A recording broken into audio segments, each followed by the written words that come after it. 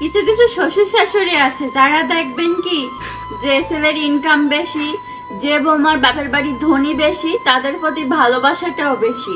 যে বৌমা বাপের বাড়ির থেকে জিনিসপত্র আনতে পারবে, টাকা পয়সা আনতে পারবে, সেই বৌমার প্রতি ভালোবাসাটাও বেশি, আদর যত্নটাও বেশি।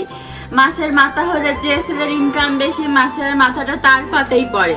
মাংস হলে যে ছেলের ইনকাম বেশি, যে বৌমার বাপের বাড়ির ধনী বেশি, তাদের পাতেই বেশি পড়ে। আর যে ছেলের ইনকাম নাই তাদের প্রতি দরদ ভালোবাসাও নাই। আবার সব শ্বশুর শাশুড়িরা এক না, এরকম মনে করেন না। কিছু কিছু শ্বশুর শাশুড়ি আছে যারা টাকা দিয়ে না, জিনিসপত্র দিয়ে না, মন দিয়েই বিচার করে, মন দিয়েই ভালোবাসা বিচার করে যে না আমার সন্তান আমি ভালোবাসবো, আমার বৌমা আমি ভালোবাসবো। কিন্তু সব শ্বশুর শ্বশুররা আবার সমান না।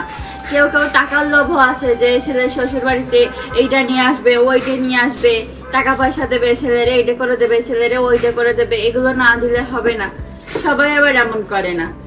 কিছু কিছু লোভী শ্বশুর শাশুড়ি আছে আমাদের সমাজে, যারা শ্বশুর বাড়ির থেকে কিছু না নিয়ে আসলে ছেলের সাথে অশান্তি করে, বৌমার সাথে অশান্তি করে, গ্যাঞ্জাম করে, পাড়ার লোকজনের সাথে আগতা কুকতা করে বেড়ায় যে আমার ছেলের ভালো জায়গায় বিয়ে দিতে পারতাম, এর বাড়িতে কিছু দিছে না, কোন জায়গাতে নিয়ে আসলাম।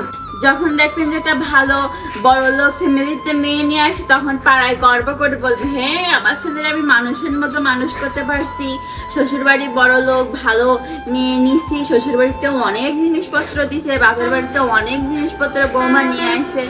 এইরকম কিছু কিছু শ্বশুর শাশুড়ি আছে যারা মনে করে যে না গরিব ঘরের থেকে মেয়ে নিয়ে আসবো, কিন্তু সে আমাকে ভালোবাসুক। সবাই আবার একরকম হয় না। কিছু কিছু শ্বশুর শাশুড়ি এখনো সমাজে আছে অনেক ভালো, অনেক ভালো ব্যবহার করে। ছেলের বউয়ের সাথে টাকা পয়সার লোভ নেই, জিনিসপত্রের লোভ নেই, তারা মন দিয়েই ভালোবাসা বিচার করে।